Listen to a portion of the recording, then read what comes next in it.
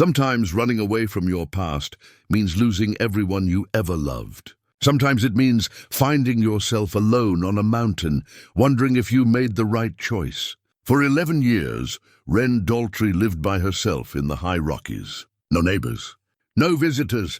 The town below called her the Mountain Woman, and most folks had never even seen her face. Then one winter day, she came home and found two strangers collapsed on her cabin floor. An old couple, barely alive, frozen nearly to death. She didn't know them, had no idea how they got there, but she put them in her truck and drove down to town anyway. It was the first time she'd been back in over a decade. What happened next changed everything. What was she hiding from all those years? Before we jump back in, tell us where you're tuning in from.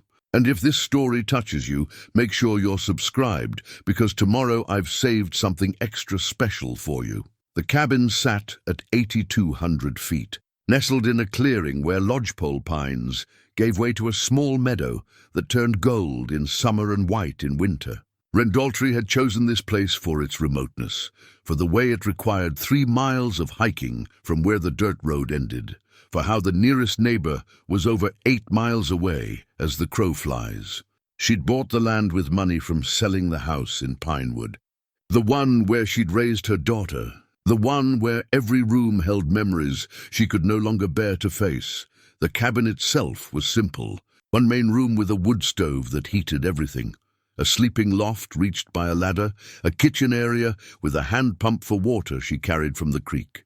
No electricity, no phone, no connection to the world below, except for the supplies she hauled up every 3 months. She'd built most of it herself that first year, her hands learning calluses and her back learning the weight of logs. The work had been good for her then. It kept her from thinking. Every morning for 11 years, Wren woke before dawn. She'd light the fire, heat water for coffee that she drank black and strong. Then she'd check the weather from her porch, reading the sky the way her father had taught her when she was young. Red sky meant storms coming. Clear and cold meant good hunting. Wind from the east meant change. Her days followed patterns she'd carved into the seasons. Spring meant planting the small garden behind the cabin, potatoes, carrots, hardy greens that could survive the altitude. Summer meant fishing the high lakes and drying meat for winter. Fall meant hunting, usually elk, sometimes deer, and the long work of butchering and preserving. Winter meant survival, meant keeping the woodpile stocked and the path to the creek clear, meant long nights by lamplight with books she'd read a dozen times. She was 47 now, though she looked older. Her dark hair had gone grey at the temples, and she'd stopped bothering to cut it, keeping it in a braid down her back. Her face had been weathered by wind and sun until it showed every one of those 11 years on the mountain. She was lean and strong, her body shaped by the work of living without convenience. Her hands were scarred from axes and knives, from firewood and rope. She wore the same clothes until they wore out. Flannel shirts, canvas pants, boots she'd resoled twice. The cabin held few possessions, a narrow bed with quilts her mother had made before she died. A table and 2 chairs, though she only ever used one. Shelves with books and a few dishes. A rifle over the door and a shotgun beside her bed. In a wooden box under the floorboards, things she couldn't throw away but couldn't look at. Photographs, a journal, a turquoise bracelet, a gold ring on a chain. She rarely thought about those things anymore, or she told herself she didn't. The town of Pinewood lay 20 miles down the mountain by a dirt road that turned to mud in spring and ice in winter. Population 800 and shrinking, the kind of place where everyone knew everyone and strangers were noticed. It had one main street with a general store, a post office, a diner, and Doc Mercer's clinic. There was a bar called the Antler and a gas station that closed at 6. The sheriff's office sat in a brick building that also housed the volunteer fire department. Wren went to town 4 times a year, always on the same schedule. She'd drive her old pickup down early in the morning, park behind Vincent Cross's general store, and load up on supplies. Flour, sugar, coffee, salt, lamp oil, ammunition, things she couldn't make or grow. She'd nod to Vincent, a man in his 70s who'd known her before, and he'd nod back. They rarely spoke beyond necessity. The people of Pinewood had learned not to approach her. That first year, a few had tried. old acquaintances offering sympathy, asking how she was managing, suggesting she come back to town. She'd met each overture with silence or single-word answers until they stopped trying. Eventually, the sympathy turned to speculation, then to myth. They called her the Mountain Woman. Some said she'd gone crazy with grief. Others said she was dangerous, that she'd shot at hikers who came too close to her cabin. A few insisted she wasn't really living up there at all, that someone else was using her property, that the real Wren Daltry had left Colorado years ago. The stories grew the way stories do in small towns, where not much happens and mysteries fill the gaps. Sheriff Ben Latimer was 58 and had known Wren when she was just another parent in Pinewood. Before tragedy redrew her life, he'd been a deputy then, younger and less grey. He remembered her as warm, engaged, the kind of mother who volunteered at school events and knew all her daughter's friends. He remembered the search parties after the accident, the way Wren had walked the mountains for weeks, refusing to believe her daughter was gone. He remembered the day they finally called it off, and the way something in Wren's eyes had simply closed. He saw her in town sometimes during her supply runs. He'd raise a hand in greeting, and she'd give the smallest nod in return. He never pushed. He figured everyone had a right to grieve in their own way, even if that way meant disappearing into the wilderness for 11 years. Doc Pauline Mercer ran the only medical clinic in 50 miles. She was 62, practical and competent, and she'd delivered half the babies in Pinewood, including Wren's daughter. She kept hoping Wren would come to her, would talk, would accept some kind of help. But Wren never did. The one time Doc Mercer had driven up toward the cabin, Wren had met her a mile down the trail with a rifle and a flat stare that said everything about boundaries. Vincent Cross was the closest thing Wren had to regular human contact. He'd been running the general store for 40 years. His wife had died the same year Wren left town, and he understood something about choosing solitude. He never asked her questions. He just filled her orders, took her money, and watched her drive away. Sometimes he worried about her alone up there, but mostly he respected her choice. The truth that no one in Pinewood knew, the truth Wren had buried as deep as she could, was that her daughter Hannah had died 12 years ago in a hiking accident. Hannah had been 19, home from college for the summer, beautiful and bright and full of plans for her future. She'd gone hiking alone in the mountains east of town, a trail she'd walked 100 times. She'd slipped on wet rocks, fallen into a ravine, and by the time they found her 3 days later, it was far too late. Wren had been supposed to go with her that day. They'd made plans the night before, mother and daughter, an easy hike, a picnic lunch. But Wren had gotten called in to work early, a meeting she couldn't miss, and she'd told Hannah to go ahead without her. Hannah had smiled and said it was fine. She'd take pictures for her mom. That was the guilt Wren carried. Not that she'd caused the accident, but that she hadn't been there, that her daughter had died alone, that the last words between them had been casual, not knowing they were the last words ever. "I'll take pictures for you, Mom," and Wren had said, "Sounds good, honey." Be careful. She'd left Pinewood a year after the funeral. She'd sold everything, packed what mattered into her truck, and driven up that dirt road until it ended. Then she'd walked further, carrying what she could until she found this clearing. She told herself she needed to get away from the memories, from the pity, from the constant reminders. But really, she was punishing herself. 11 years of exile, 11 years of silence, 11 years of trying to forget what she'd never be able to forgive. In her cabin, hidden beneath the floorboards in that wooden box, she kept Hannah's things. A journal from her teenage years, photographs from every stage of her life, the turquoise bracelet Wren had given her for her 16th birthday, her high school graduation tassel, a pressed flower from the funeral, and a wedding ring on a chain, Wren's own wedding ring, from a marriage that had ended in divorce when Hannah was 12. Hannah's father had moved to Oregon, and they'd lost touch.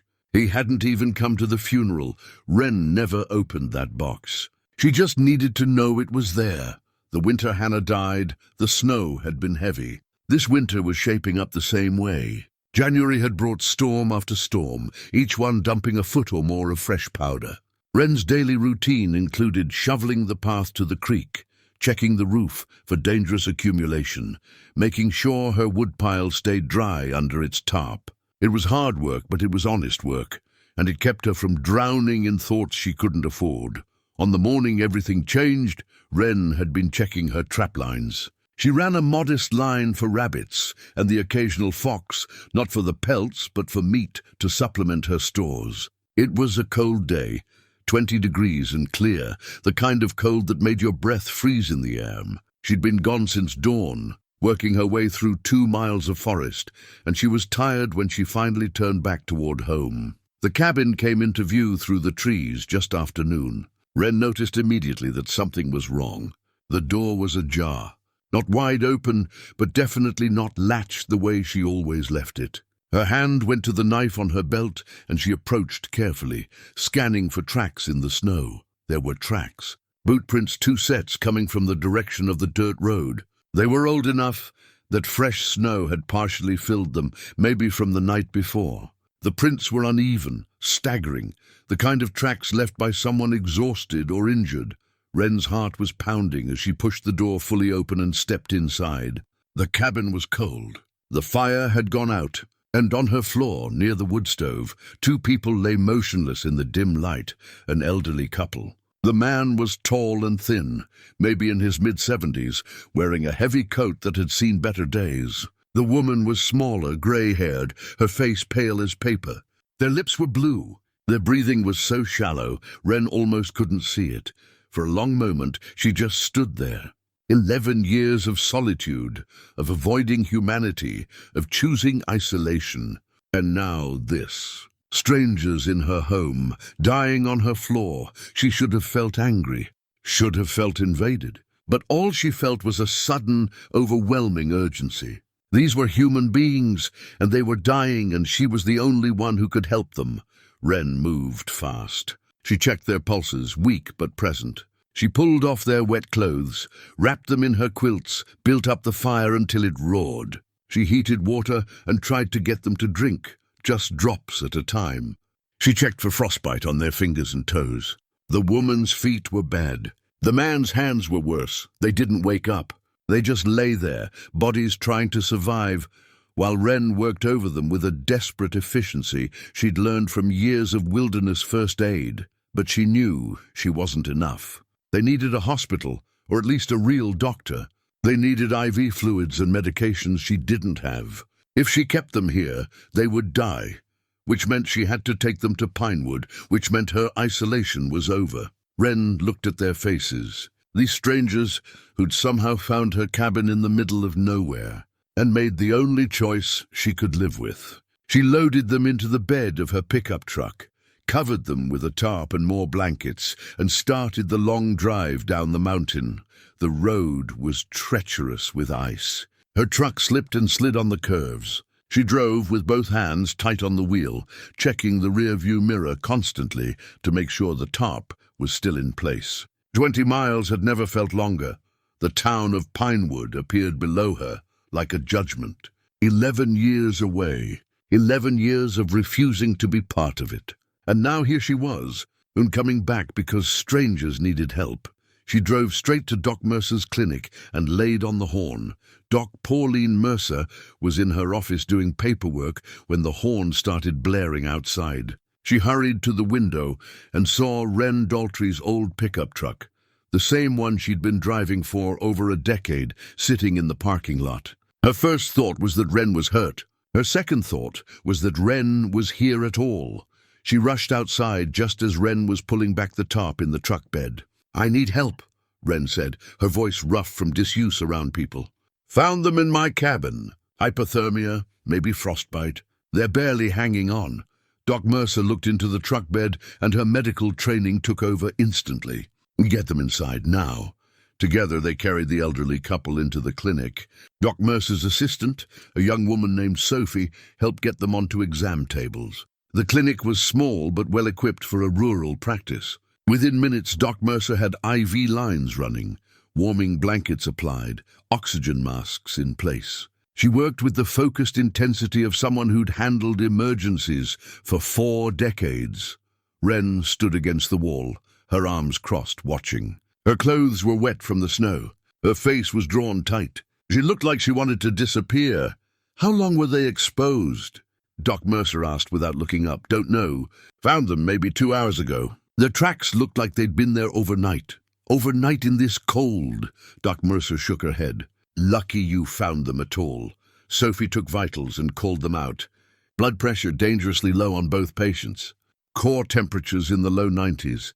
The woman's feet showed clear signs of frostbite. The man's hands were the same. Are they going to make it? Wren asked. Too early to say. But you got them here in time. That matters. Doc Mercer looked at her then, really looked at her. 11 years, Wren, 11 years, and you come back like this. I didn't have a choice. There's always a choice. You made the right one. The clinic door opened, and Sheriff Ben Latimer walked in, drawn by the commotion. He stopped when he saw Wren, his face showing surprise and something gentler. Concern, maybe, or old friendship. Wren, he said simply. She nodded at him. Well, Ben, what happened? She told the story quickly, without elaboration. Came home from checking traps, door open, 2 strangers inside, nearly dead. Brought them straight here. Didn't know who they were or how they'd gotten to her cabin. 3 miles from where the road ends, Sheriff Latimer said thoughtfully. That's a hell of a hike for anyone, let alone... He looked at the couple on the exam tables. They must be in their 70s. 76 and 73, Doc Mercer said, reading from the man's wallet she'd found in his coat. Tomlin and Edra Quayle. Wyoming plates on their car, according to the registration. No local address. Wyoming, Wren repeated. The word meant nothing to her. Sheriff Latimer was already on his radio, calling his deputy. I need you to get up to the old service road, North End. Look for an abandoned vehicle. Wyoming plates. He gave the license number Doc Mercer read off. Let me know what you find. The elderly man, Tomlin, made a sound, his eyes fluttering. Doc Mercer moved to his side immediately. Mr. Quayle? Can you hear me? His lips moved. Words came out, barely whispers. Had to find the cabin. Who needs to know what? Doc Mercer asked gently. Mr. Quayle, who were you looking for? But he'd slipped back into unconsciousness. His wife, Idra, remained completely still. Wren felt something cold move through her chest. Had to find the cabin. Not a cabin. The cabin. Like they'd been looking for her specifically. You know them? Sheriff Latimer asked. Never seen them before in my life. But they were looking for your place. That's pretty specific. Wren had no answer. She'd spent 11 years making sure no one knew where she lived, making sure no one came looking. She'd wanted to be forgotten. And now 2 strangers from Wyoming had somehow found her cabin and nearly died getting there. The radio crackled. Deputy Angela Torres's voice came through. Found the vehicle, Sheriff. About 8 miles up the service road. Looks like they tried to drive as far as they could, then went on foot. Lots of gear in the trunk, camping equipment, maps. Maps of what? The whole region. But there's one map with a spot marked. Looks like it might be near Wren Daltry's property. Everyone in the clinic looked at Wren. She felt exposed, like lights had been turned on in a dark room where she'd been hiding. Bring everything in, Sheriff Latimer said into the radio. I want to see what they had with them. He turned to Wren. You're going to need to stay in town for a bit. At least until we figure out what's going on. I need to get back to my cabin.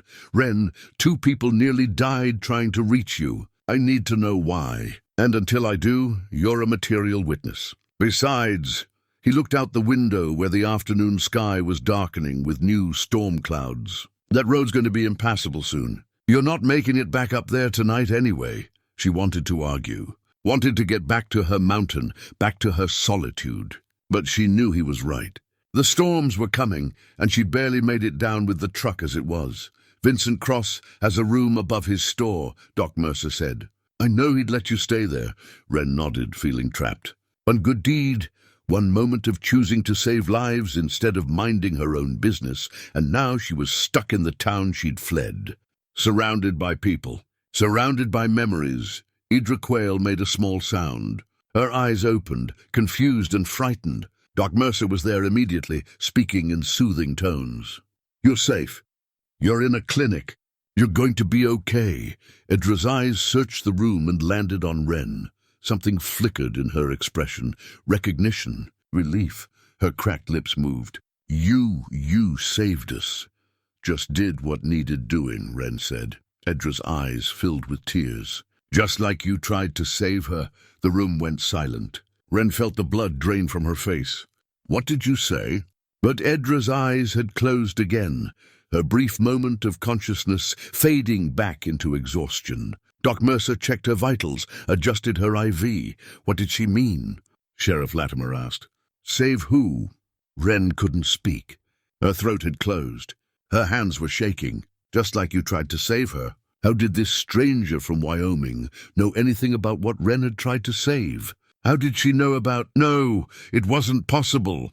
I need some air, Wren managed, and pushed past the sheriff out into the cold Colorado afternoon. She stood in the parking lot, breathing hard. The sky was gray and heavy. The wind cut through her coat. Across the street, she could see the diner where she used to take Hannah for milkshakes. Down the block, the library where Hannah had spent summer afternoons reading.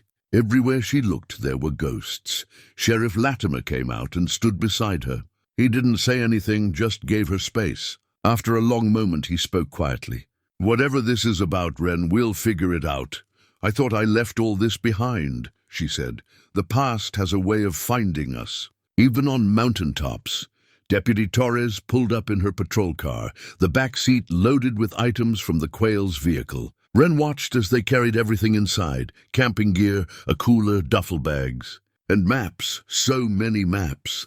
She followed them back into the clinic. Doc Mercer had moved the Quayles into the recovery room, where they lay side by side, still unconscious but stabilizing.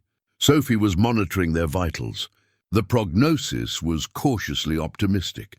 They'd likely survive, though the frostbite damage would take time to assess. Sheriff Latimer spread the maps across the exam table. Most were standard topographical maps of the region, but one was marked heavily in pen, circles, arrows, notes in cramped handwriting. And there, marked with a red X, was a location that could only be Wren's cabin. They were definitely looking for you, he said. Deputy Torres held up a folder. There's more photographs. She opened it.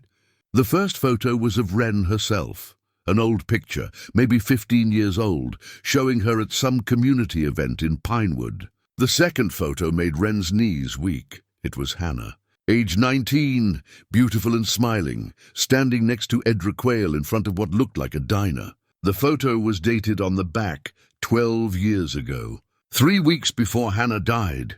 Oh God, Wren whispered. There were more photos. Hannah with both Tomlin and Edra. Hannah sitting at their kitchen table. Hannah hiking in mountains that weren't Colorado. They knew your daughter, Sheriff Latimer said softly. Wren picked up one photo with shaking hands. On the back, in Hannah's familiar handwriting, were 3 words. Found my guardian angels. The room spun. Wren sat down hard on the floor, her back against the wall. 11 years of running. 11 years of trying to forget. And now, strangers from Wyoming had arrived with pieces of Hannah's last summer, with connections Wren had never known existed, with secrets that changed everything. I need to talk to them, she said. As soon as they wake up, I need to know everything. Vincent Cross's apartment above the general store was small and spare, 1 bedroom and a sitting area with a kitchenette. He'd insisted Wren take it for as long as she needed, waving off her attempts to pay. Your money's no good here, he'd said. Besides, I mostly sleep in the back room of the store these days anyway. Wren sat on the narrow bed, unable to sleep, though it was past midnight. Her mind wouldn't stop racing. The photographs were spread out on the bedside table. Sheriff Latimer had let her keep copies. She picked up the one of Hannah and Edra again, studying every detail. Hannah looked happy, really genuinely happy. It had been taken at a diner called Rusty's, according to the sign visible in the background. Wren tried to remember that summer 12 years ago. Hannah had been home from college, working part-time at the library in Pinewood. Or that's what Wren had thought. But apparently Hannah had taken a trip to Wyoming, had spent time with these people, had called them her guardian angels. Why hadn't she told her mother? Wren closed her eyes and tried to recall their conversations from that time. Hannah had been distracted that summer. She remembered that now, often lost in thought. She'd said she was working on a research project for school, something about local history. Wren had been busy with her job at the county assessor's office and hadn't pressed for details. That was the guilt rising again. She hadn't paid enough attention, hadn't asked enough questions, hadn't known her daughter was keeping secrets. Sleep finally came near dawn, fitful and full of dreams. Hannah's voice calling from somewhere Wren couldn't reach. The sound of rocks falling. The cold that had settled into Wren's bones the day they found Hannah's body and never quite left. She woke to knocking on the door. Morning light filtered through the curtains. "Wren, it's Ben Latimer." She opened the door. The sheriff looked tired, like he'd been up all night too. "Tomlin Quayle's awake," he said. "Says he'll only talk to you." The clinic smelled like antiseptic and coffee. Doc Mercer was at the nurse's station, updating charts. She looked up when Wren entered. "He's stable. So is his wife, though she's still sleeping. The frostbite damage isn't as bad as I feared. They're both tough. Can I see him? He's been asking for you. But Wren, be gentle. He's been through a lot." Tomlin Quayle was sitting up in bed, his hands wrapped in bandages. He was a tall man. Even sitting down you could tell. His face was weathered and kind, the sort of face that had smiled often over many years. When Wren entered, his eyes filled with tears. "Miss Daltry," he said, his voice rough but clear. "I never thought I'd actually find you." "You nearly killed yourself and your wife trying," Wren said, pulling a chair close to the bed. Sheriff Latimer stood by the door, notebook ready. "Why? I don't even know you." "No, but we knew your daughter." Tomlin's voice broke on the word daughter. "Hannah stayed with us for 2 weeks, 12 years ago. She was remarkable." Wren's throat tightened. "Tell me." It was late June. "Idra and I run a diner in Laramie. Small place, nothing fancy." Hannah came in one afternoon looking tired and lost. Said her car had broken down just outside town. We got her a tow, bought her lunch. She was so polite, so grateful. We got to talking and—" He paused, remembering. "She had a quality about her. Open and curious. Really listened when you spoke." "That was Hannah," Wren whispered. "She said she was doing research, asking questions about old mining operations in the region. Idra mentioned I'd worked in the mines when I was younger, before we opened the diner." Hannah's eyes lit up. She wanted to hear everything. Mining operations? Why would she care about that? She was looking into an accident. A collapse that happened in Colorado at a place called the Grayback Mine. Said her grandfather died there. Wren went very still. "My father?" "Yes." Hannah said his name was Robert Daltry. "Died in 1988 when she was just a baby. She never knew him, but she wanted to understand what happened. Wren's father had died when she was 10 years old. A mine collapse that killed 6 men. She remembered the funeral, the other widows and children, the company representatives who'd promised investigations and compensation that never quite materialized. Her mother had moved them to Pinewood after that, wanting to get away from the mining towns. She'd never talked about it much. Hannah was investigating my father's death. That was nearly 40 years ago. She thought it wasn't just an accident," Tomlin said carefully. "She'd found some old documents, testimony from miners who survived. They said the company knew the shaft was unstable, that they'd ignored safety warnings to meet production quotas. Hannah thought there'd been a cover-up." Sheriff Latimer stepped forward. "Did she have proof?" "She was gathering it. That's why she came to Wyoming. The mining company that owned Grayback had operations all over the region. She was interviewing retired miners, comparing stories, building a case. Why didn't she tell me any of this?" Wren's voice rose. "Why would she keep this from me?" Tomlin looked at her with deep sympathy. "She said she didn't want to hurt you, that you'd already suffered enough. She wanted to be sure before she brought it to you, wanted to have answers, not just more questions. She was protecting me," Wren said bitterly. "And then she died." "Yes." Tomlin's hands shook. "She stayed with us for those 2 weeks. Idra grew very fond of her. She was like the granddaughter we never had. When she left, she made us promise something. She said if anything ever happened to her, if she didn't get to finish what she started, we should find you and give you her research." "Where is it?" "In our car." "Buried under the camping gear. A waterproof bag with a notebook, files, recordings." He looked at Sheriff Latimer. "Did your deputy bring everything in?" "We did." "I'll get it." Wren sat in silence while the sheriff left. Tomlin watched her with sad, kind eyes. "I'm sorry we took so long," he said.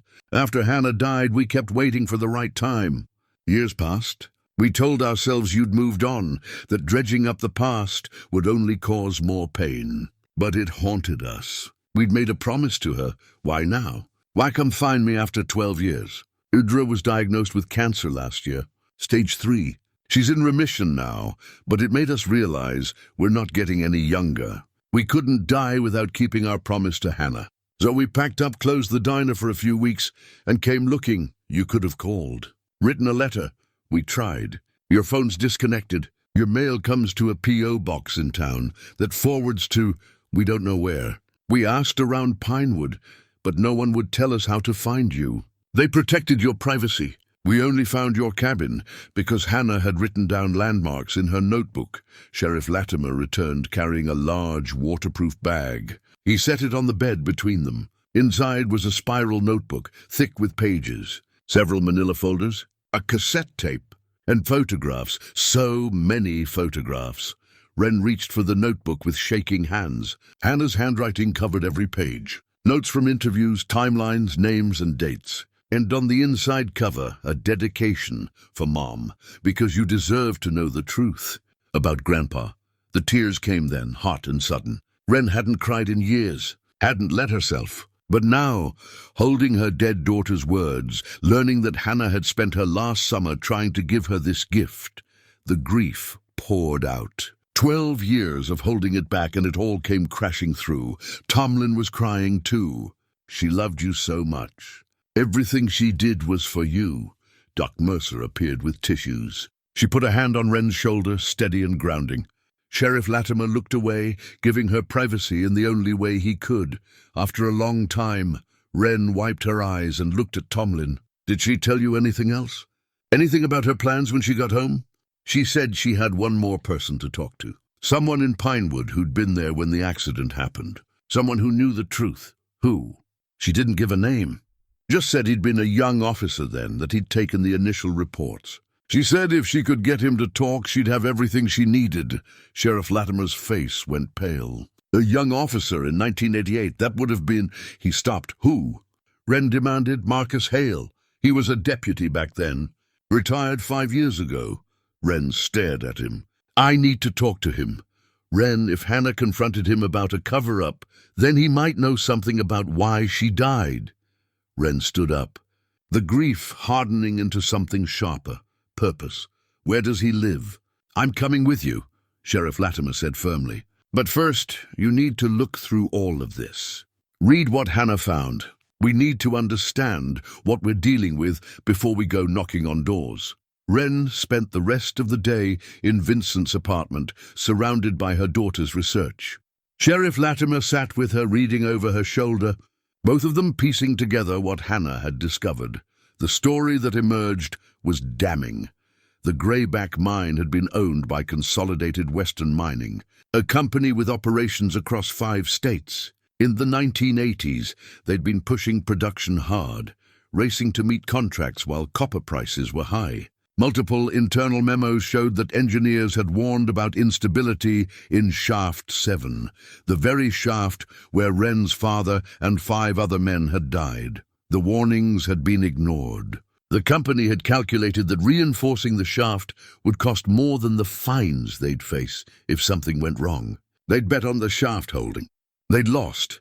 Hannah had tracked down 3 miners who'd survived the collapse. All 3, now elderly, told the same story in recorded interviews. They'd reported cracks in the tunnel walls weeks before the collapse.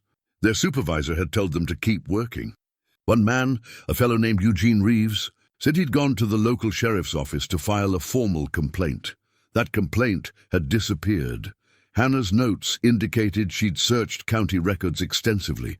No such complaint existed in the official files. But Eugene Reeves had kept a copy, a handwritten carbon duplicate that his wife had saved for decades. Hannah had photographed it. The complaint was dated 2 weeks before the collapse. It was detailed and specific, and it had been received by Deputy Marcus Hale. He buried it, Wren said, her voice hollow. The mining company probably paid him to make it disappear. Sheriff Latimer's face was grim. If this is true, 6 men died because Marcus took a bribe. That's not just corruption. That's criminally negligent homicide at minimum. And Hannah figured it out. She came back to Pinewood to confront him. We don't know that for certain, but Wren did know. She could feel it in her bones. Hannah had spent her last summer chasing truth, and that truth had killed her. The official story was that she'd slipped on wet rocks while hiking. But what if someone had pushed her? What if Marcus Hale had silenced her the same way he'd silenced that complaint? I need to see the accident report, Wren said. Hannah's accident report. Sheriff Latimer hesitated. Wren, I know what you're thinking. I'm thinking my daughter died, investigating a man who'd already covered up 6 deaths. I'm thinking she fell from a cliff 2 days after returning from Wyoming. I'm thinking that's one hell of a coincidence. The investigation was thorough. There was no evidence of foul play. Who conducted the investigation? Sheriff Latimer's silence was answer enough. It was Marcus, wasn't it? He was still on the force then. Yes, he was part of the team.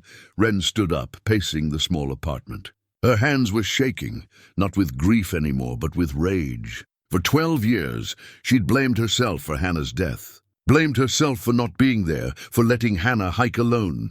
She'd carried that guilt into the mountains and buried herself under it.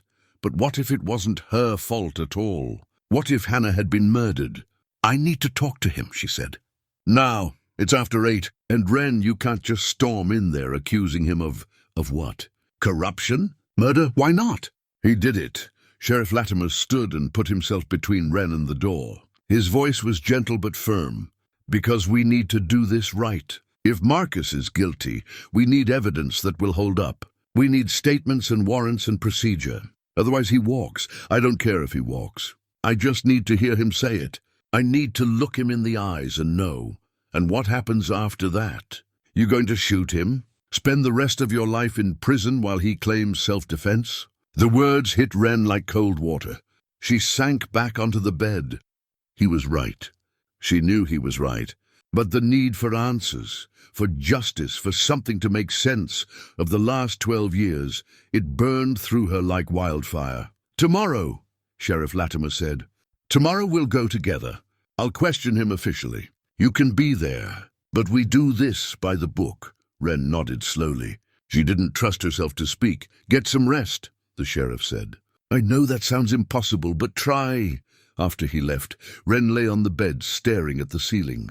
Rest was indeed impossible. Her mind kept circling back to Hannah's last days, the final conversations they'd had. Hannah had seemed distracted, tense. Wren had assumed it was stress from school or boy trouble. She'd given her space. More space, always more space, when she should have been paying attention. She reached for the small wooden box she'd brought from her cabin, the one she kept under the floorboards. Inside was Hannah's turquoise bracelet. Wren had given it to her for her 16th birthday. Hannah had been wearing it the day she died. It had been returned to Wren along with the other personal effects, washed clean of blood and mud. Wren held it now, running her thumb over the smooth stones. I'm sorry, she whispered to the empty room.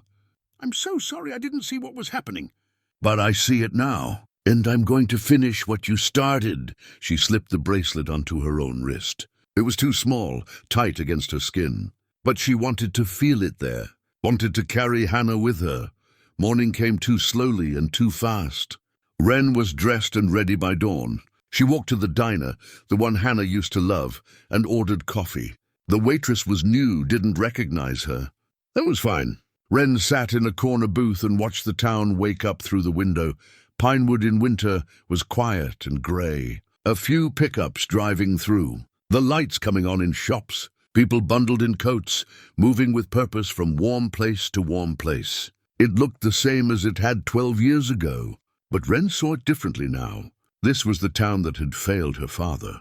That had failed Hannah. That had let a corrupt cop operate for decades. Sheriff Latimer found her there at 8. He looked like he hadn't slept either.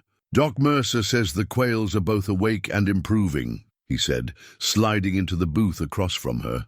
Edra's asking for you? Later. First Marcus. I called him this morning. Asked him to come to the station at 9. Told him I had questions about an old case. Did he sound worried? Hard to tell over the phone. but he agreed to come in. They finished their coffee in silence. At 8:45, they walked together to the sheriff's office. Deputy Angela Torres was already there, young and competent. She'd been friends with Hannah in high school, Wren remembered. She'd spoken at the funeral. "Deputy," Sheriff Latimer said, "I need you to sit in on an interview. Take notes. Record everything." "Yes, sir." At 9 exactly, Marcus Hale walked through the door. He was 68, retired for 5 years, but still carrying himself like a cop. Thick shoulders, careful eyes. He nodded at the sheriff, glanced at Angela, then stopped when he saw Wren. "Wren Daltry," he said, and there was something in his voice. Surprise, wariness. "Haven't seen you in, over a decade?" 12 years, Wren said. "Not since my daughter's funeral." Something flickered in his expression. "That's right.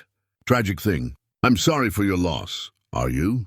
Sheriff Latimer gestured to the interview room. "Marcus, thanks for coming in. I have some questions about a case from 1988, the Greyback Mine collapse." Marcus's face went very still. "That's ancient history, Ben. Why dig that up now?" "Because new information has come to light. Information that suggests the investigation might have been compromised." They all moved into the interview room. Marcus sat across from Sheriff Latimer, with Wren and Deputy Torres on either side. Angela turned on the recording equipment. "This is an official interview," Sheriff Latimer began. "You have the right to have an attorney present. Am I being charged with something?" "Not at this time. But I need honest answers, Marcus." The old deputy leaned back in his chair. His eyes were hard now, calculating. "Ask your questions." "In 1988, did you receive a formal complaint from a miner named Eugene Reeves regarding unsafe conditions in Shaft 7 at Greyback Mine?" The silence stretched long. Marcus looked at each of them in turn. When his eyes landed on Wren, she saw knowledge there. He knew why she was here. "I don't recall," he said finally. "Let me refresh your memory." Sheriff Latimer slid a photograph across the table, Hannah's copy of the handwritten complaint. "This document shows your signature as receiving officer." Marcus barely glanced at it. "If you say so." "I handled hundreds of reports. Can't remember them all. This one led to 6 deaths, Wren said, her voice dangerous. "Maybe that would help your memory." "Wren," Sheriff Latimer warned, but Marcus was looking at her now with something like pity. "Your father was a good man. I was sorry when he died.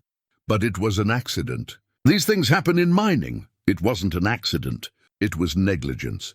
The company knew that Shaft was dangerous, and they sent men in anyway. You helped them cover it up. That's a serious accusation with no proof." "Hannah had proof," Wren said. "That's why you killed her." The words hung in the air like smoke. Marcus Hale's face went pale, then red. "That's insane. Your daughter died in a hiking accident. I investigated it myself. There was no evidence of anything else." "Of course you didn't find evidence," Wren said, leaning forward. "You were covering your tracks. Hannah confronted you about the mine cover-up and you killed her for it." "Wren, stop," Sheriff Latimer said firmly. "Marcus, I need you to answer the question. Did Hannah Daltry contact you in the days before her death?" Marcus stood up. "I don't have to listen to this. I'm retired. You want to drag me through some conspiracy theory? Get a warrant." "Sit down," Sheriff Latimer said, and his voice carried authority that made even a former cop obey. "We can do this here or we can do it officially downtown. Your choice." Marcus sat slowly. His jaw was tight. "Hannah did call me the day before she died. She said she wanted to ask about an old case. I told her I didn't have time. That's all. She came to see you in person," Wren said. It wasn't a question. She knew it in her bones. "Maybe. I don't remember." "Try harder." Marcus looked at Sheriff Latimer. "Am I under arrest?" "Not yet." "Then I'm leaving."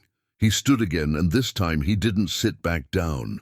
"You want to accuse me of something, Ben? You bring real evidence. Not the paranoid theories of a woman who's been hiding in the woods for 12 years. He walked out.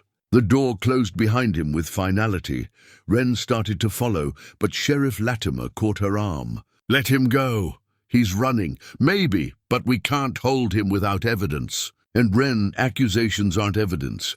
Hannah's research is evidence. Of a cover-up at the mine, yes, but not of murder. We need to connect him to Hannah's death. We need witnesses, forensics, something concrete. Wren jerked her arm free. He as good as admitted it. No, he admitted Hannah contacted him. That's not the same thing. Sheriff Latimer ran a hand through his hair. I know this isn't what you want to hear, but I've known Marcus for 30 years. Worked with him. If we're going to take him down, we need to do it right. You're protecting him. I'm protecting the investigation. There's a difference, Deputy Torres spoke up quietly. Sheriff, I think we should put surveillance on him. If he runs, that's evidence of consciousness of guilt. Do it. 24-hour watch. But keep your distance. Wren walked out of the station into the cold morning air. Her hands were shaking. She'd been so sure that confronting Marcus would bring answers. But all it brought was more questions and the sick certainty that he was guilty and would get away with it. She found herself walking toward the east end of town, where the hiking trails began. She hadn't been out here in 12 years. Hadn't let herself. But now her feet carried her forward like they had a will of their own. The trailhead had a new sign. Hannah Daltry Memorial Trail. Someone had planted flowers that were dormant now under the snow. Wren stood there staring at her daughter's name carved in wood and felt something break inside her chest. I thought I might find you here. She turned. Vincent Cross stood a few yards back, hands in his pockets, his old face gentle with understanding. Vincent, been 12 years since anyone saw you out this way. He came to stand beside her. The town put that sign up a year after. Kept the trail maintained. People still hike it, you know. Remember her. I didn't know. You weren't here to know. No judgment in his voice, just fact. My fault as much as yours. Should have told you during your supply runs. But you made it pretty clear you didn't want to talk. They stood in silence for a moment. Then Vincent said, I heard you accused Marcus Hale of murder. Word travels fast. It's a small town. And that's a big accusation. It's true. Maybe. Vincent pulled out a thermos from his coat and poured 2 cups of coffee. He handed one to Wren. But truth's a funny thing. Sometimes it's not enough. You need proof. You need people to believe. Hannah had proof. That's why she died. You really think Marcus killed her? Don't you? Vincent was quiet for a long time. Then he said, I think there's things about that day that never sat right. I think Marcus was too quick to close the investigation. He paused, I think I knew something was wrong, and I didn't say anything because it was easier not to. And I've carried that for 12 years. Wren looked at him sharply. What do you mean? Hannah came to see me the day before she died. Bought supplies at the store. She was excited, nervous. Said she was going to meet someone, that she was finally going to get the answers she needed. Asked me about the old days, when your father worked at Greyback. I told her what I remembered. What did you remember? That there was talk after the collapse. Whispers that the company had paid off local authorities to keep things quiet. No one said names, but everyone knew Marcus Hale had bought a new truck that year. Nice one. Way beyond his deputy's salary. You knew he was corrupt and you said nothing. I suspected. That's different from knowing. And honestly, Wren, I was scared. The mining company had power. People who crossed them had a way of losing their jobs, their homes. I had a wife and a store to protect.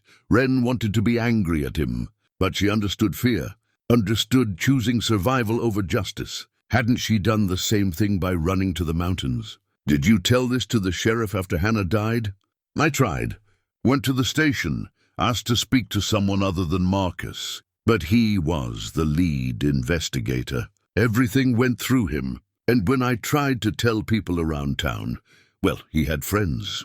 Made it clear I was unwelcome to spread rumors.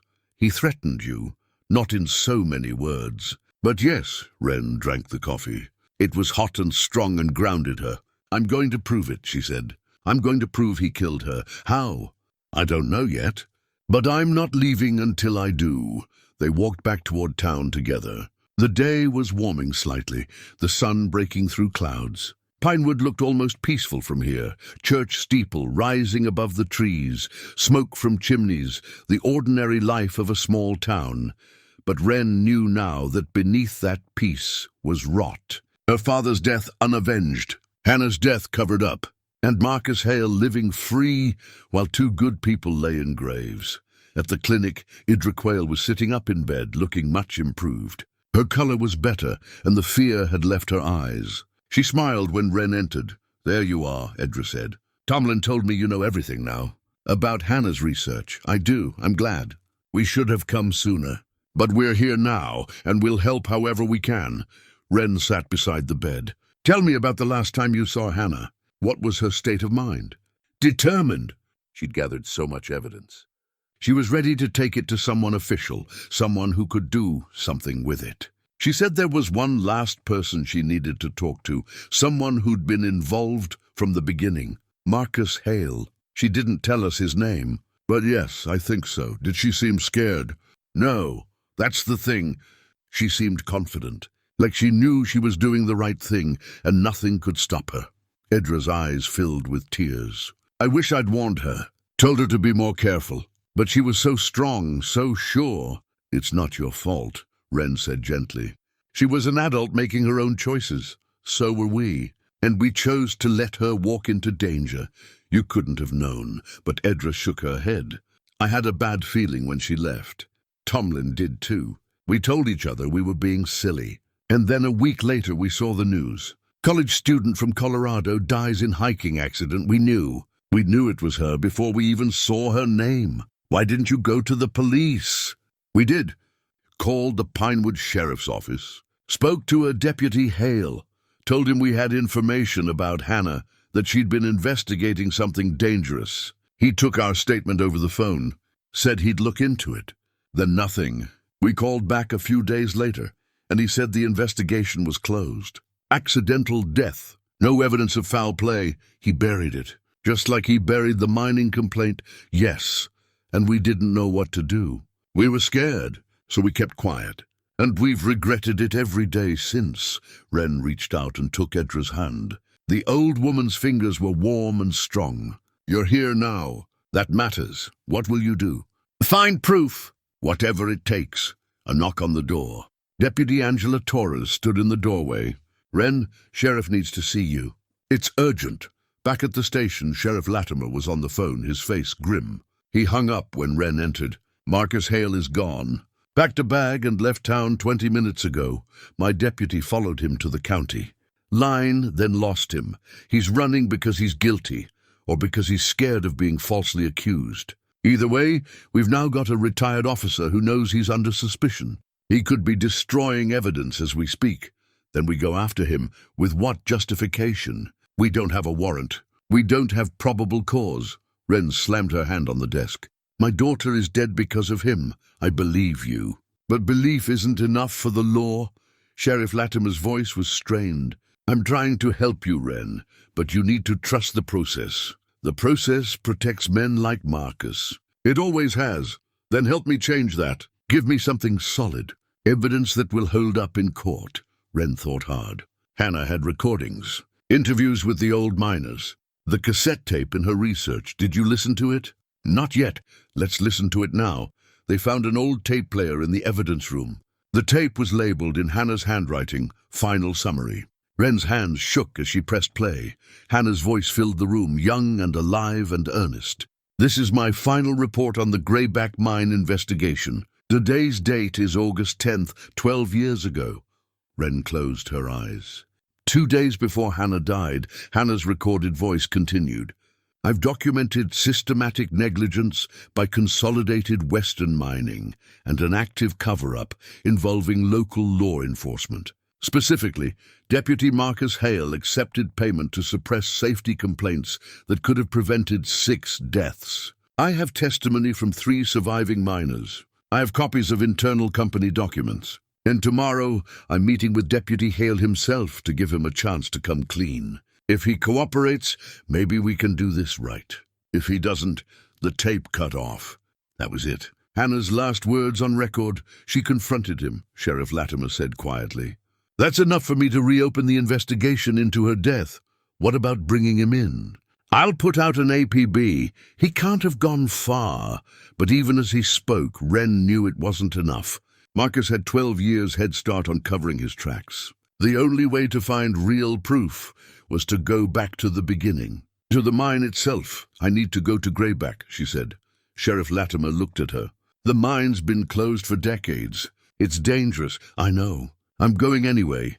The old greyback mine sat 30 miles northeast of Pinewood, up a service road that hadn't been maintained in decades. Sheriff Latimer insisted on driving. Deputy Torres came too, along with emergency equipment and climbing gear. Wren brought the research notebook and a determination that felt like steel in her chest. The landscape changed as they climbed. Fewer trees, more exposed rock. The mountains here were scarred by old industry. Tailings piles, rusted equipment, collapsed structures that had once been processing facilities. The mining company had abandoned it all when the lawsuit started after the collapse. "Cheaper to walk away than clean up. I came here once," Wren said as they drove. "When I was 8 or 9, my father brought me to see where he worked. I remember thinking it was the loneliest place I'd ever seen." "Did he like the work?" Sheriff Latimer asked. "He never said. He just did it. That's what men did back then. Took whatever job paid, provided for their families. I don't think he thought much about whether he liked it." The mine entrance came into view, a dark mouth in the mountainside. Partially collapsed, warning signs posted everywhere. Danger, keep out, unstable ground. The signs were decades old, faded by weather. No one had bothered to maintain them because no one came here anymore. They parked and got out. The wind was fierce at this elevation, carrying the sharp smell of old metal and stone. Wren pulled her coat tighter and looked at the entrance. Her father had walked through there every day for years, and one day he hadn't walked back out. "What exactly are we looking for?"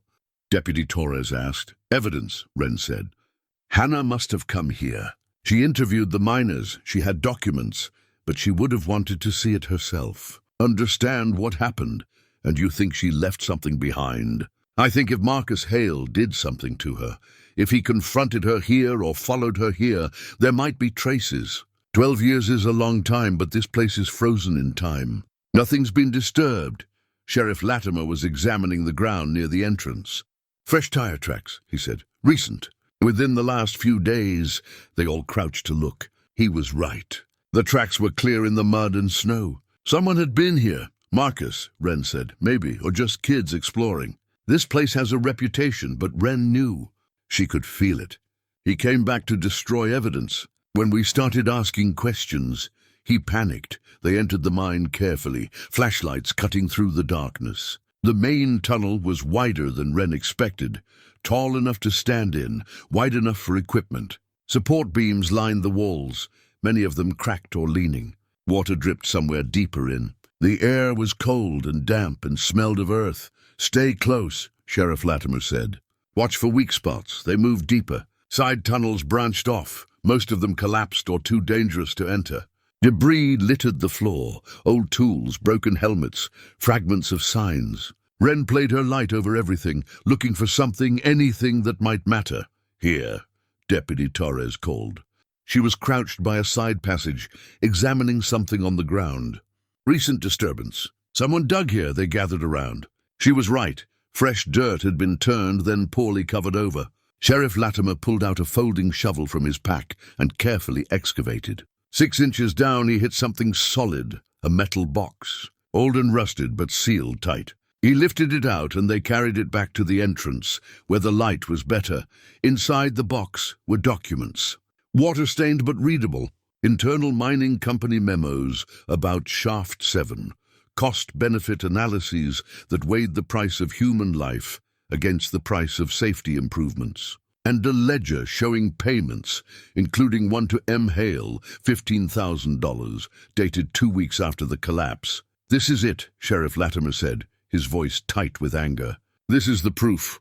Hannah must have found this," Wren said. "Or something like it. That's what she was going to show Marcus." And he couldn't let that happen. Deputy Torres was photographing every page with her phone.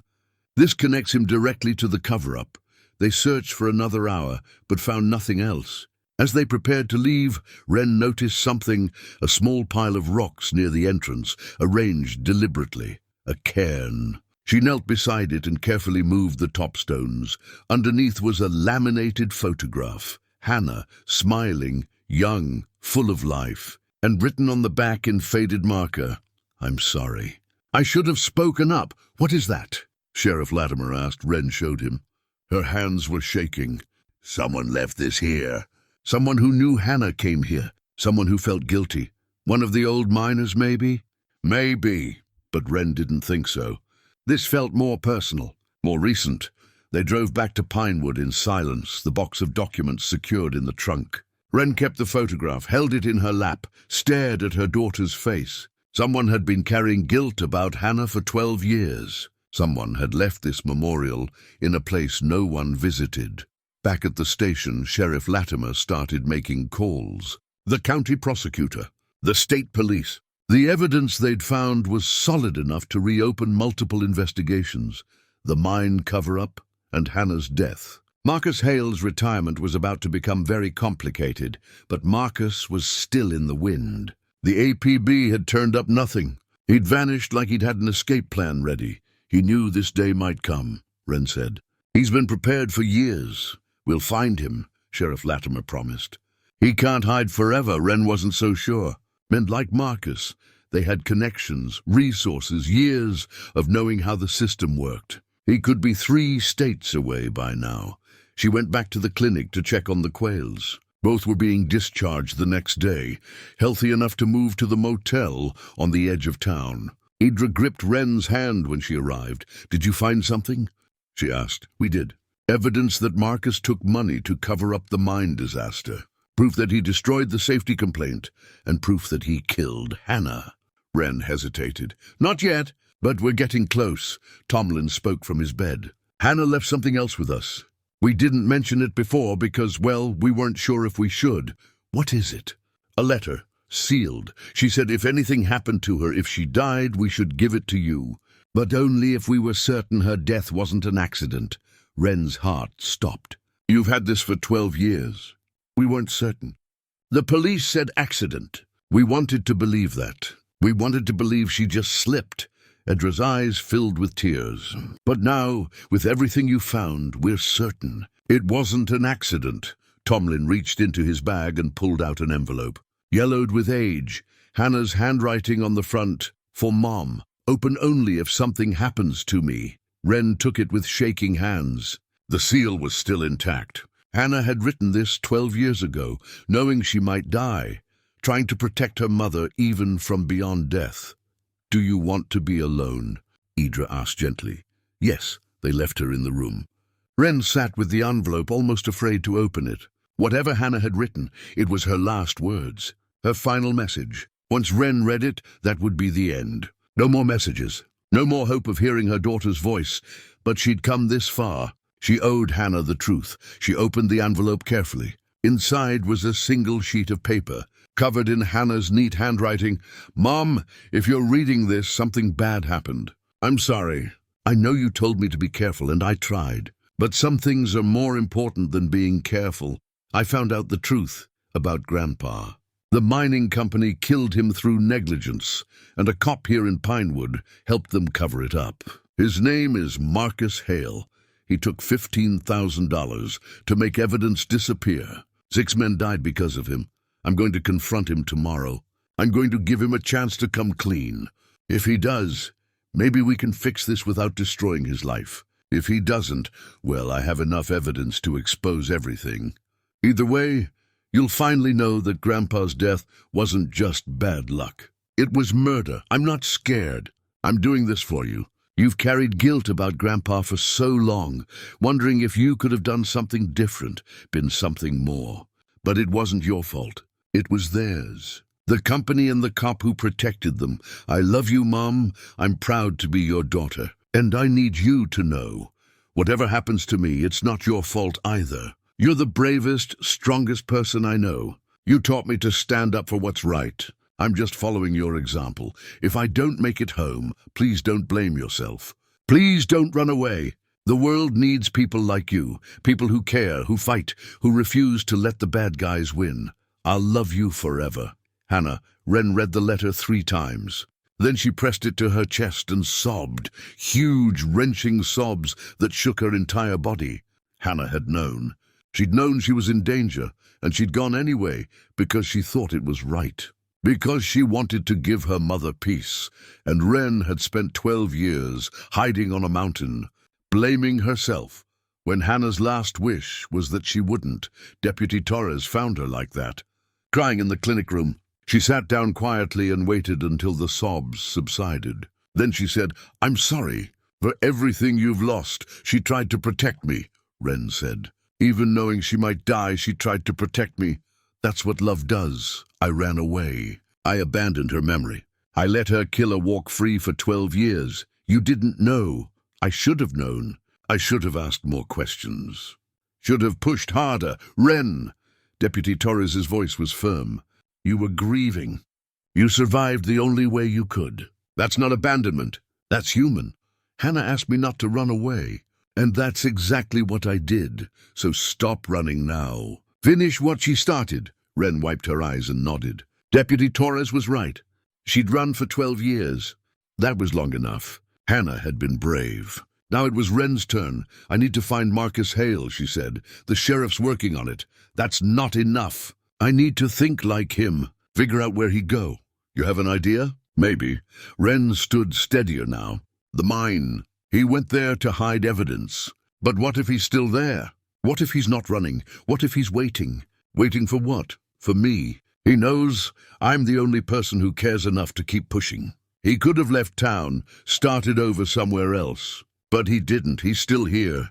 And that means he's planning something." Deputy Torres's eyes widened. "You think he's going to try to finish what he started 12 years ago?" "Yes. Sheriff Latimer didn't want Wren anywhere near the mine. But she'd made it clear she was going with or without him, so he chose to go with her. They assembled a small team, the sheriff, Deputy Torres, and Wren. They went armed and cautious, arriving at the mine just as the sun was setting behind the mountains. The landscape looked different in the failing light, more menacing. The shadows were deeper, the warning signs more ominous. Wren's truck was parked where they'd left it earlier. But now there was another vehicle, a dark sedan, tucked behind a collapsed outbuilding. "That's Marcus's car," Sheriff Latimer said quietly. "He's here." They approached on foot, weapons drawn. The mine entrance gaped before them, like a mouth ready to swallow them whole. No sound came from within, no light. Just darkness and the whisper of wind through the tunnels. "Marcus Hale," Sheriff Latimer called out. "This is Sheriff Latimer. Come out. We need to talk." Nothing. They waited. The sun dropped lower. The temperature fell. "We're coming in," the sheriff finally said. "We don't want anyone to get hurt." They entered in formation. Sheriff Latimer first, Wren second, Deputy Torres covering the rear. Their flashlights cut through the dark. Water dripped. Something small scurried away in the shadows. They'd gone maybe 50 yards when Marcus's voice echoed from somewhere ahead. "That's far enough, Ben." They stopped. Wren's heart was pounding. "Marcus, it's over," Sheriff Latimer said. "We found the documents. The payment records. We know everything." "You know what I let you find," Marcus said. "That's not the same thing." The voice was coming from a side tunnel. They edged toward it. The passage was narrow here, barely wide enough for one person. Their lights showed Marcus standing in a small chamber, a gun in his hand, but not pointed at them. Pointed at the ground. He looked old, tired. His face was haggard, his eyes hollow. "I knew you'd come," he said, looking at Wren. "Knew you wouldn't let it go." "Did you kill my daughter?" Wren asked. Her voice was steady, but inside she was screaming. "I didn't mean to." The words came out flat, almost mechanical. "That's what I've told myself for 12 years. I didn't mean to. Tell me what happened." Marcus leaned against the tunnel wall. He looked like a man who'd been carrying a weight for so long, he'd forgotten what it felt like to stand straight. "She came to see me at my house. Said she had evidence about the mine cover-up. Wanted to give me a chance to do the right thing before she went public. And you said no. I said it was ancient history, that dredging it up would only hurt people who'd already suffered. She said the truth mattered more than comfort. She was so young. So sure she was right. She was right," Wren said. "I know." Marcus's voice cracked. "But I was scared. I'd taken that money 30 years ago when I was young and stupid and broke. Used it to pay off debts, start a life. I thought it was buried. Thought no one would ever know. And then this girl shows up with documents and recordings and proof. So you killed her. I followed her. She said she was going hiking to think things over. Give me 24 hours to decide. I followed her up the trail. I just wanted to talk, to convince her. He stopped, swallowed hard. We argued. She turned to walk away, and I grabbed her arm, told her she was making a mistake. She pulled away and lost her footing, went over the edge before I could... Before you could what? Wren's voice was ice. Catch her? Help her? I tried. I reached for her, but she fell so fast. And then she was just gone. The silence stretched long and terrible. You let me believe it was my fault, Wren said. For 12 years, I thought if I'd just gone with her that day, she'd still be alive. I'm sorry. You investigated her death. You closed the case. You let me suffer while you protected yourself. I know. Sorry isn't enough. Marcus finally looked up at her. Tears ran down his weathered face. I know that too. That's why I'm here. I've been coming to this place for 12 years, trying to figure out how to make it right. And I finally realized there's only one way. He raised the gun. Not at them. At himself. Marcus, don't, Sheriff Latimer said, stepping forward. Stay back, Ben. This is the only honorable thing I can do. Let me do it. Killing yourself doesn't bring Hannah back, Wren said. It doesn't give her justice. What justice is there? I'm an old man. I'll spend maybe 5 years in prison before I die. That's not justice for 6 miners and a girl who deserved to live. You're right, Wren said. It's not enough. But it's something. You can testify. You can expose the mining company. You can make sure everyone knows what they did.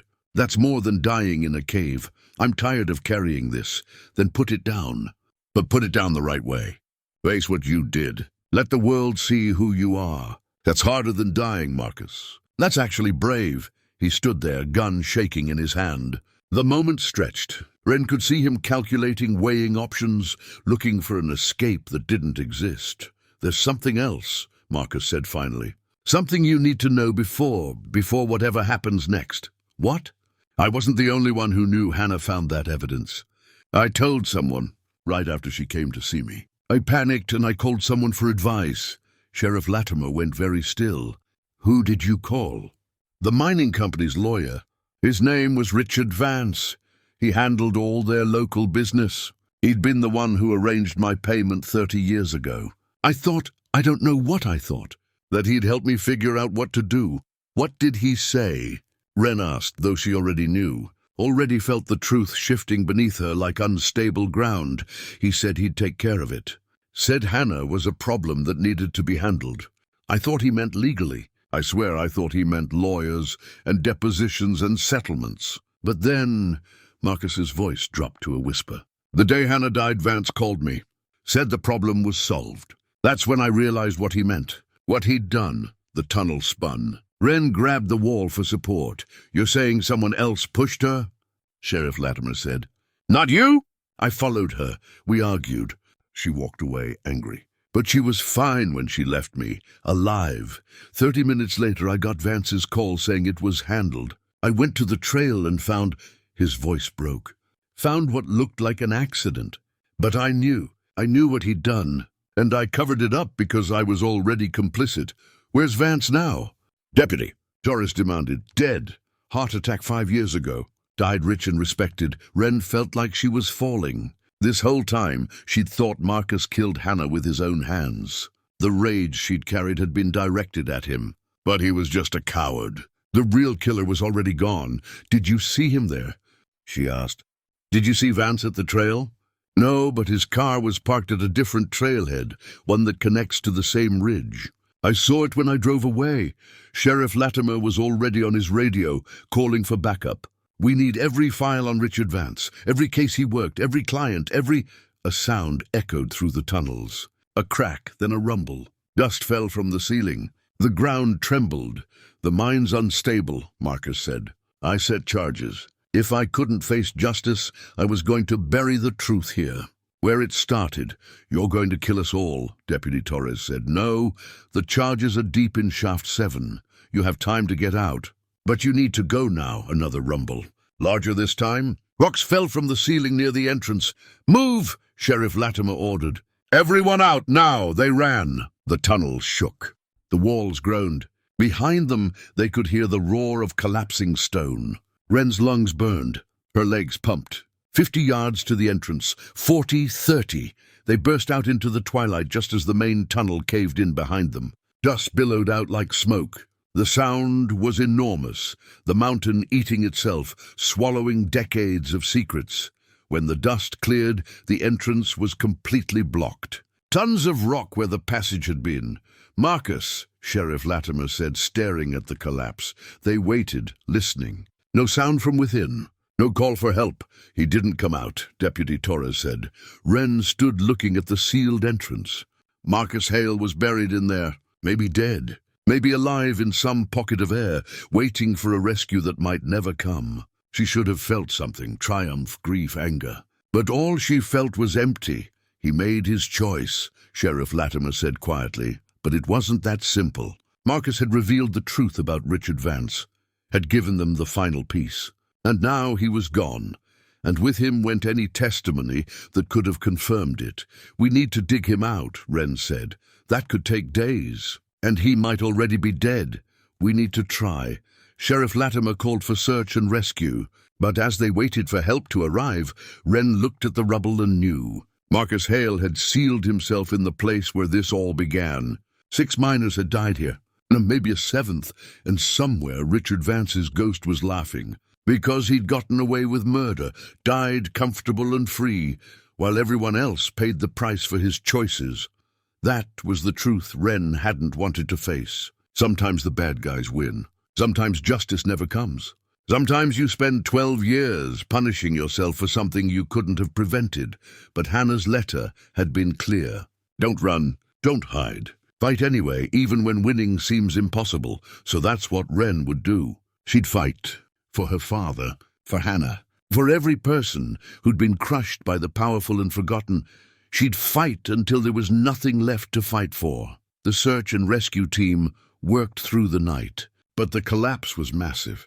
Heavy equipment was needed, and the roads up to the mine barely accommodated their trucks. By dawn, they'd made little progress. The mountain had reclaimed its secrets thoroughly. Wren stayed at the site, refusing to leave. She drank coffee from thermoses and watched men in hard hats carefully move rocks, testing for stability, listening for signs of life from within. Sheriff Latimer stayed too, coordinating with the rescue teams and making calls to state investigators. "We pulled Marcus's phone records," he told Wren as the sun rose over the mountains. "There are calls to Richard Vance's number the day before Hannah died and the day of. Multiple calls. Marcus wasn't lying about that part. Can we prove Vance killed her? Not definitively. He's dead. Marcus is buried under a mountain. We have circumstantial evidence, but no witnesses, no forensics after 12 years. So Hannah gets no justice." "I didn't say that." Sheriff Latimer showed her his phone. "I've been digging into Vance's files.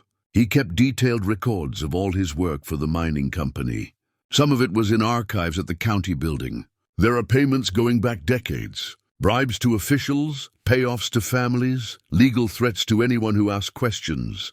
That proves the company was corrupt. We already knew that, yes, but here's the thing. The company's parent corporation still exists. Different name, different management, but the same legal entity, which means they're liable for the crimes committed under their umbrella, including Hannah's death." Wren looked at him sharply. "You're saying we can sue them?" "Better than that. I'm saying we can build a criminal case. The statute of limitations on corporate manslaughter is long. And the cover-up, the active cover-up that continued for years, that's conspiracy. That never expires. They'll have lawyers, money, power. They will. But we have the truth. And we have something else." He gestured to where Deputy Torres was interviewing the Quails, who'd insisted on coming to the site despite Doc Mercer's protests. "We have witnesses, people who loved Hannah, people who'll testify to what she found." Wren watched Tomlin and Edra speaking earnestly to the deputy. 2 elderly people who'd driven across states to keep a promise to a girl they'd known for 2 weeks. 2 people who'd nearly died bringing her Hannah's final research. "They're not enough," she said. We need more. Then we find more. Hannah interviewed 3 surviving miners from the collapse. They're still alive, I checked. We bring them in, get their testimony on record. We find every person Richard Vance ever threatened or paid off. We build this case piece by piece. That could take months, yes, maybe years. But Wren, he looked at her directly. You spent 11 years hiding on a mountain. You have time now. And you have a reason. She knew he was right. This was what Hannah had wanted. Not revenge, but accountability. Not just punishment, but truth exposed to light where it couldn't hurt anyone else. Okay, she said. Tell me what you need me to do. Over the next 3 days, Wren barely slept. She worked with Sheriff Latimer and a team of state investigators who'd taken interest in the case. They tracked down the 3 miners Hannah had interviewed. Eugene Reeves, Thomas Mayfield, and Jack Cortland, all in their 70s or 80s now, all still carrying anger about what had happened. Eugene Reeves lived in a nursing home in Denver. Wren drove there with Deputy Torres. He was in a wheelchair, his lungs destroyed by years of mine dust, but his mind was sharp. He remembered Hannah vividly. Beautiful girl, he said. Smart, asked good questions. She cared about the truth more than I've seen in any reporter or lawyer. She was my daughter, Wren said. His eyes widened, then filled with tears. I'm sorry for your loss. She was trying to help us, all of us who survived. And he stopped, overcome. She died for it, Wren finished. That's why I'm here. I need your help to finish what she started. Eugene reached for her hand with his thin, trembling fingers. Anything. Tell me what you need. They recorded his testimony. 2 hours of detailed recounting, the unsafe conditions, the complaints that were ignored, the supervisor who'd threatened their jobs if they didn't keep quiet, and the young deputy who'd taken his formal complaint and made it disappear. I kept a copy, Eugene said. My wife told me I was paranoid, but I knew they'd try to bury it. And I was right. Hannah found that copy. It's part of our evidence now. Good, that's good. He squeezed her hand. Your girl, she's a hero? You know that, right? What she did, gathering all that truth, that took courage. Wren nodded, unable to speak past the lump in her throat.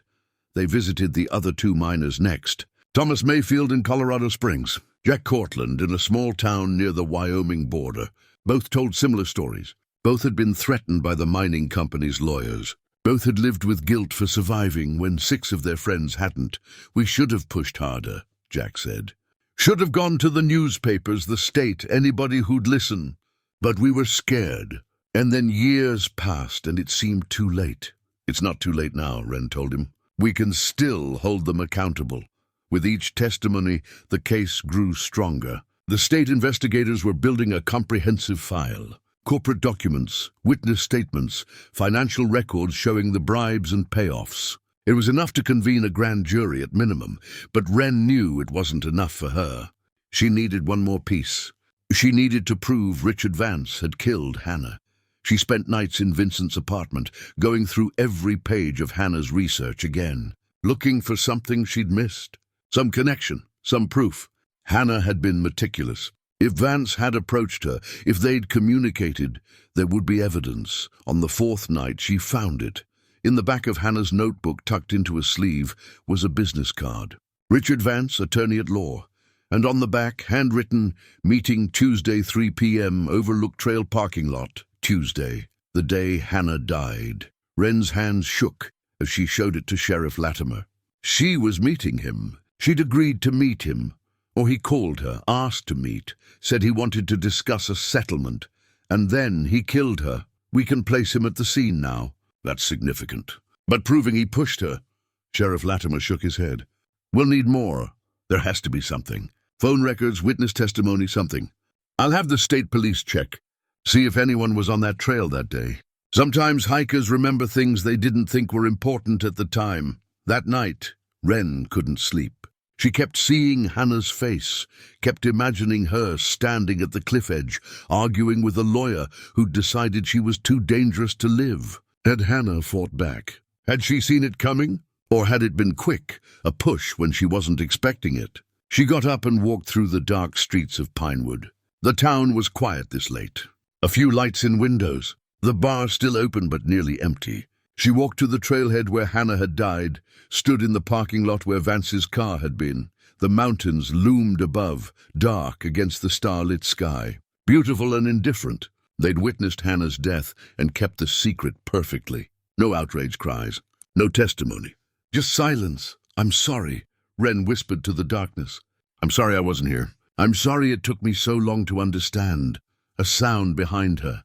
She turned. Vincent Cross stood there wrapped in a heavy coat. "Saw you walk past my store," he said. "Wanted to make sure you were all right.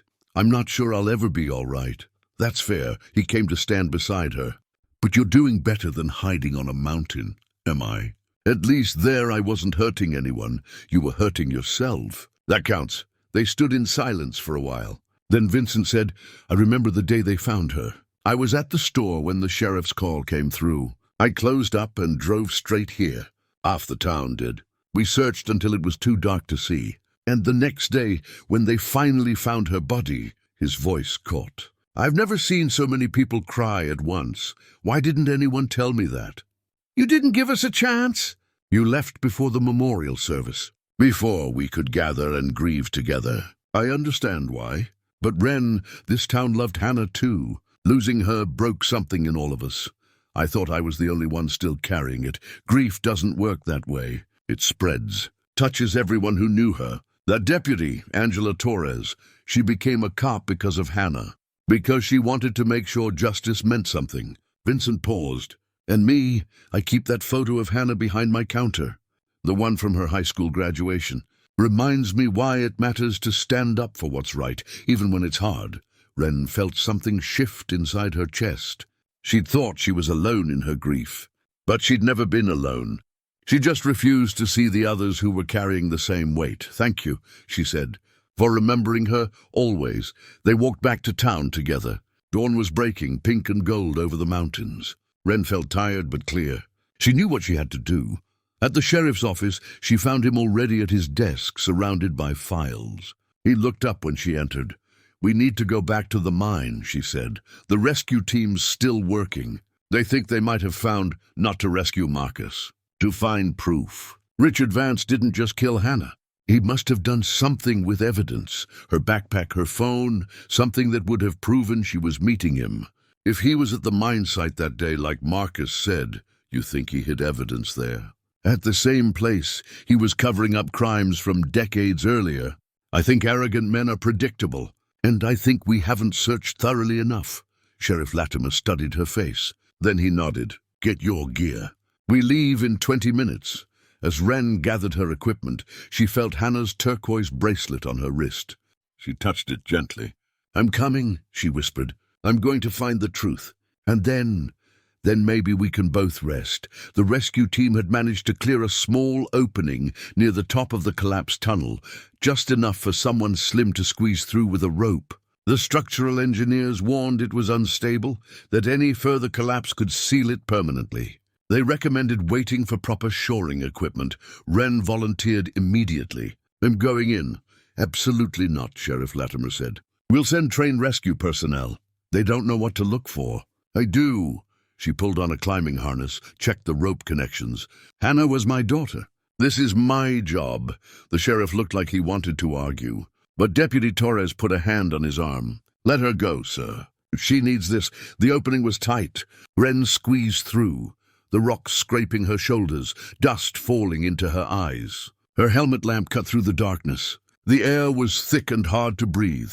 She dropped down into what remained of the tunnel. The collapse had changed everything. Passages she'd walked days ago were now blocked or altered. The metal box they'd found was buried somewhere under tons of rock. But there were other places, other tunnels that had been there when Hannah was alive 12 years ago. Wren moved carefully, testing each step. The mine groaned around her like a living thing. Water dripped from cracks in the ceiling. She called back through the opening that she was okay, then pressed deeper. She was looking for anywhere someone might have hidden something quickly. Vance would have been panicked, rushed. He'd killed Hannah, pushed her off a cliff, and then what? Realized she had evidence on her? A phone with his number, maybe. Notes from their meeting. He couldn't leave those with her body. Too obvious. So he'd taken them and hidden them. And he'd chosen this mine, the place where it all started, because it was familiar. Because Marcus had already used it to bury secrets, Wren played her light over side passages. Most were blocked, but one showed signs of disturbance. Rocks stacked deliberately, not fallen randomly. She began moving them carefully. Behind the rocks was a narrow fissure, barely wide enough to reach into. Wren's light caught something. Blue fabric, faded with age but unmistakable. Hannah's backpack. Wren's breath caught. Her hands shook as she pulled it free. The backpack was water-damaged, covered in grime. But it was Hannah's, the same one she'd carried to college, decorated with patches from national parks they'd visited together. Inside, wrapped in a plastic bag, Hannah's phone. The battery long dead, but the device intact, and a notebook. Hannah's personal journal, different from the research notebook. This one had her thoughts, her fears, her plans. Wren opened it with trembling hands and read by lamplight. The final entry was dated the day Hannah died. Meeting with R. Vance at 3 p.m. He says he wants to offer a settlement on behalf of the mining company. I don't trust him, but I need to hear what he has to say. If he admits to the cover-up, I'll have everything I need. I'm taking my phone, recording the conversation. If anything feels wrong, I'll leave immediately. Mom would tell me not to go alone, but I can handle this. I'm ready. Wren pressed the journal to her chest. Hannah had known it might be dangerous, had taken precautions, but it hadn't been enough. Wren? Sheriff Latimer's voice echoed down from the opening. You need to come out. The engineers say the tunnel's becoming less stable. I found something, she called back. Her backpack. Her phone. Can you get it out? Yes. She secured the backpack to her harness, began climbing back toward the opening.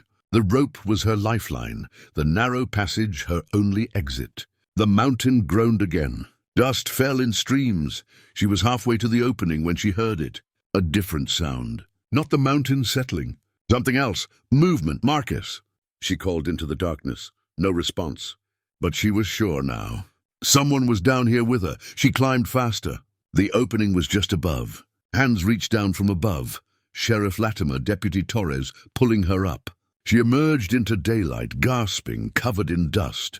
Behind her, deep in the mine, the sound of rocks falling. And then a voice, faint but clear. Wren. She turned back to the opening. Marcus, are you alive? Barely. His voice was weak. I heard you talking. Found the backpack, and we're getting you out. No, too late for that. But listen, there's more. In my house, safety deposit box key. Number 347 at First National Bank. Everything's in there. Every document Vance gave me. Every payment, everything. Marcus, hold on. The rescue team, I'm done holding on. Been doing that too long already. His voice was fading. Tell everyone I'm sorry. Tell them another rumble. Larger this time. The opening collapsed completely, sealing the mine. Dust billowed out like a final breath. The rescue team rushed forward with equipment. But Wren knew Marcus Hale was gone. Buried in the same mountain where the lies had started 37 years ago. She looked down at Hannah's backpack in her hands. She had her daughter's final words. Her phone with the recording. And now Marcus's confession pointing to more evidence. It's enough, Sheriff Latimer said quietly. We have enough now, Wren nodded. The weight she'd carried for 12 years felt different now. Still heavy, but no longer crushing. Hannah had been right to pursue the truth. And now, finally, that truth would see daylight. Let's go, she said. We have work to do. The safety deposit box at First National Bank contained exactly what Marcus had promised. 30 years of documentation. Contracts between Richard Vance and the mining company. Payment schedules. Lists of officials who'd been bribed. And a handwritten log.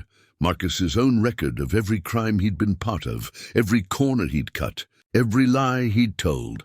At the bottom of the box was a sealed envelope addressed to Wren Daltry. She opened it at the bank, with Sheriff Latimer as witness. Inside was a letter in Marcus's handwriting dated 3 days ago, the day he'd fled town.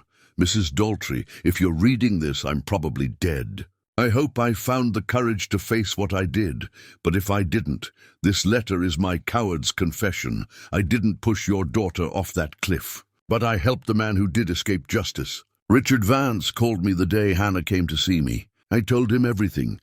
that she had evidence, that she was going to expose the cover-up. I thought he'd handle it with lawyers and settlements. I didn't know he meant to kill her, but when she died, I knew, and I helped him hide it anyway. I falsified the accident report. I destroyed evidence from the scene. I used my position to make sure no one looked too closely. I did all of that because I was terrified of my own crimes coming to light. Your daughter was brave and good. She died trying to give you peace about your father. And I took that from you. I took her life. And I took 12 years of your life by making you believe it was somehow your fault. The documents in this box prove everything. The corporate conspiracy, Vance's involvement, my complicity. I've left instructions for these to be released to prosecutors if I die or disappear. It's not enough to balance the scales, but it's all I can offer. I'm sorry. Those words are worthless, I know. But I'm sorry anyway. Marcus Hale-Wren read the letter twice. Then she folded it carefully and placed it back in the envelope. She felt something unexpected, not forgiveness, but understanding. Marcus had been weak. He'd made terrible choices. But in the end, he'd tried to make them right. It was too little, too late. But it was something. This is what we needed, Sheriff Latimer said, sorting through the documents. This is the smoking gun. Within hours, state prosecutors had assembled a team. Within days, charges were filed against the mining company's successor corporation, criminal conspiracy, corporate manslaughter, obstruction of justice. The documents Marcus left were damning enough to freeze corporate assets and trigger federal investigations. Hannah's phone was sent to forensic specialists. They recovered the data, including a recording from the day she died. Wren listened to it once, in the prosecutor's office, with Sheriff Latimer holding her hand. Hannah's voice, young and determined. "Mr. Vance, I'm recording this conversation. I want you to know that up front." Vance's voice, smooth and unconcerned. "That's fine, Miss Daltry. I have nothing to hide. I represent Consolidated Western's successor company, and we're prepared to offer a substantial settlement to avoid litigation over the Grayback incident. I don't want a settlement. I want accountability. 6 men died because your client ignored safety warnings. More died in other mines, and you helped cover it up. That's a serious accusation. Do you have proof?" "I have everything. Documents, testimony, payment records, including the $15,000 you arranged for Deputy Hale." A long pause. Then Vance's voice, harder now. "Miss Daltry, I think you're making a mistake. You're young. You don't understand how the world works. Sometimes justice is less important than practical resolution. I understand that people died and no one paid for it. That's all the justice I need to understand. Your mother's been through enough tragedy. Are you sure you want to put her through a lengthy legal battle? Because I promise you, we have resources you can't imagine. We'll drag this out for years. We'll make you look like a conspiracy theorist. We'll bury you in motions and depositions until what? Until I give up? That's not going to happen. Then you're foolish. And I'm done being polite. You have 24 hours to accept the settlement offer. After that, things will become very unpleasant for you and your family." The recording ended there. 10 minutes later, according to the timestamp on Hannah's phone, she'd fallen to her death. The forensic team found something else, GPS data showing 2 phones at the location. Hannah's and another registered to Richard Vance. Both phones were at the cliff edge. Then Hannah's phone stopped moving. Vance's moved away, down the mountain, with stops at the mine entrance, and later at a dumpster in town. It was enough, more than enough. The prosecutors filed murder charges posthumously against Richard Vance, officially clearing the record. And they filed accessory charges against the mining company for conspiracy after the fact. The news spread fast. National media picked up the story. Small-town girl investigates corporate corruption and dies for it. Retired cop buries evidence for decades. Mother spends years in wilderness exile before finally uncovering truth. Reporters came to Pinewood. Wren refused most interviews, but she agreed to one. A local journalist who'd known Hannah, who promised to tell the story right. She sat in Vincent's store, the place where Hannah used to buy candy as a child, and told the truth. All of it, her father's death. Hannah's investigation. The 12 years she'd spent running from grief. The strangers who'd nearly died bringing her Hannah's final gift.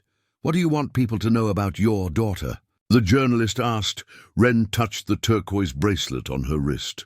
That she was brave, that she saw injustice and refused to look away, that she loved her family enough to risk everything for truth. And that, her voice broke, that she deserves to be remembered, not as a victim, as a hero. The story ran in newspapers across the state. Then nationally, donations poured in to create the Wren Daltry Justice Fund, meant to help families seeking accountability for corporate wrongdoing. The mining company tried to fight the charges, but public pressure was too great. They settled, admitting to decades of safety violations and cover-ups. It wasn't everything. It wouldn't bring Hannah back, but it was justice of a kind. And it meant Hannah's work hadn't died with her. 3 weeks after finding Hannah's backpack in the mine, Wren stood at her daughter's grave for the first time in 12 years. The headstone was weathered but well tended. Someone had left fresh flowers. Wren later learned the high school did it every month, students who'd never known Hannah but knew her story. "I'm sorry it took me so long," Wren said to the stone. "I'm sorry I ran instead of fighting. But I'm here now, and I finished what you started. The truth is out. People know what happened. You won." The wind moved through the cemetery, carrying the scent of pine from the mountains. Wren stood there until the sunset, just being present with her daughter's memory. Not running, not hiding, just grieving, honestly and openly. Finally, she was ready to live again. 6 months later, Wren stood at a new trailhead, watching workers install the sign she'd designed. "Wren Daltry Memorial Trailhead," it read, with a photo of Hannah smiling beside the words, "She sought truth. She found justice. She showed us courage." The dedication ceremony was small, just the way Wren wanted it. Tomlin and Edra Quayle had driven from Wyoming, healthy now and full of life. Doc Mercer was there, and Sheriff Latimer and Deputy Torres. Vincent Cross stood beside Wren, his hand on her shoulder. And scattered throughout the crowd were faces from Hannah's past, teachers, friends, people who'd loved her and missed her. "You should say something," Vincent whispered. Wren hadn't planned to speak, but looking at all these people who'd gathered to remember her daughter, she felt words rising. She stepped forward. Hannah was 19 when she died, just starting her life. She could have spent that last summer relaxing, being young, having fun. Instead, she spent it chasing truth. She interviewed strangers, researched dusty archives, traveled to unfamiliar places, all because she wanted to give me a gift. She wanted me to know that my father's death wasn't meaningless, that it could be understood, maybe even avenged. Wren paused, gathering herself. "For 12 years, I blamed myself for her death. Thought if I'd just been there that day, she'd still be alive. I punished myself by hiding from the world, from everyone who cared about me. I wasted years that Hannah would have wanted me to live fully." She looked at the Quayles. 2 strangers nearly froze to death trying to deliver Hannah's research to me, because she'd asked them to, because even after 12 years, they couldn't break a promise to her. That's the kind of person Hannah was. She inspired loyalty, love, courage in everyone she met. "This trail," Wren continued, gesturing to the path behind them, "was where Hannah died. For years, I couldn't come here, couldn't face it, but now I see it differently. This isn't a place of death. It's a place of beauty. Hannah loved these mountains. She died fighting for what was right. And now every person who hikes this trail will know her name and her story." She pulled out a small box from her pocket. Inside was Hannah's turquoise bracelet, the one Wren had worn for months. "I'm leaving this here, in a time capsule under the trailhead, along with Hannah's research, her journals and letters from everyone whose lives she touched, so that 50 years from now, 100 years from now, people will know who she was, what she fought for, why it mattered." Tears ran down many faces in the crowd. Edra was openly weeping. Tomlin held her close. "Hannah asked me in her last letter not to run away, not to let the bad guys win. It took me too long, but I'm finally listening." Wren smiled through her own tears. "I'm staying in Pinewood. I'm helping Doc Mercer at the clinic. Turns out years of wilderness medicine make you pretty useful. I'm working with the Wren Daltry Justice Fund to help other families seeking truth. And I'm living, Finally, truly living, she placed the time capsule in the ground. Vincent and Sheriff Latimer helped seal it in concrete, right at the base of the sign. The crowd gathered around, everyone placing a hand on the memorial for a moment of silence. Afterward, there was a reception at the community center. People shared stories about Hannah. A former teacher remembered her curiosity and kindness.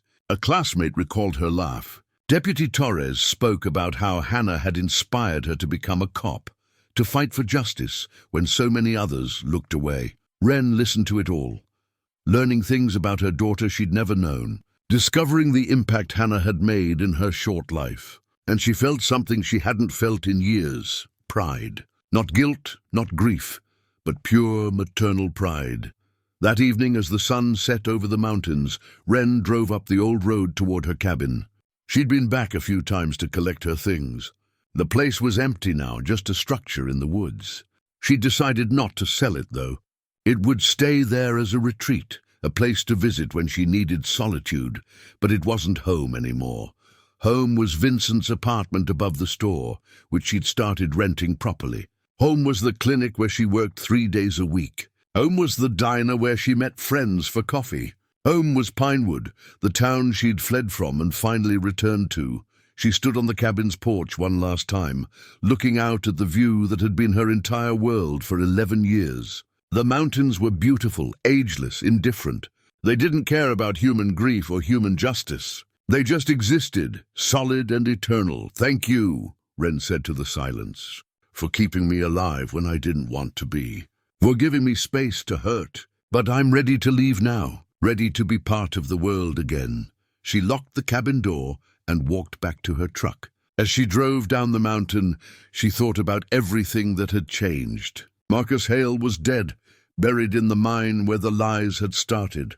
Richard Vance's name was mud, his legacy destroyed. The mining company had paid and would keep paying.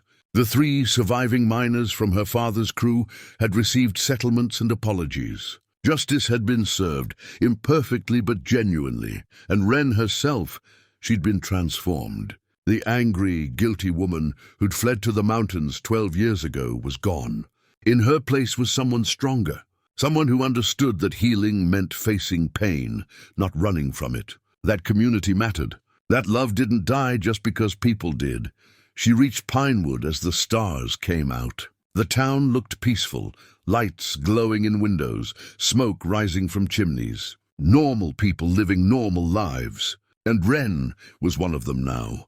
At Vincent's store, she parked and climbed the stairs to her apartment. Inside, she'd finally unpacked. Photos on the walls. Her parents, Hannah at various ages, even a new one of her with the quails taken at the trailhead dedication. Books on shelves. Plants in the window. Signs of life, signs of staying. She made tea and sat by the window, looking out at the street below. A few people walked by. She recognized most of them now. Waved to those who looked up. This was her life now. Ordinary, connected, present, and for the first time in 12 years, that was exactly what she wanted. Wren pulled out a journal, a new one, not Hannah's. She'd started writing in it a few weeks ago, recording her thoughts and memories. She wrote tonight about the dedication, about the people who'd come, about the way it felt to finally honor her daughter properly. At the end of the entry, she wrote, "Sometimes the hardest thing is coming home. But sometimes home is exactly where healing begins. My daughter knew that. It took me 12 years, 2 strangers collapsing in my cabin and facing the darkest truth to understand. But I'm here now, and I'm staying, not just in Pinewood but in life, fully present, fully alive." Hannah would be proud. And that's enough. She closed the journal and placed it on the shelf beside Hannah's research notebooks, both stories, both important, both part of who she was now. Outside, the mountains stood silent under stars. Wren Daltry, the mountain woman, had finally come down from her exile. She'd found justice for her daughter and her father. She'd found community and purpose. And most importantly, she'd found her way back to herself.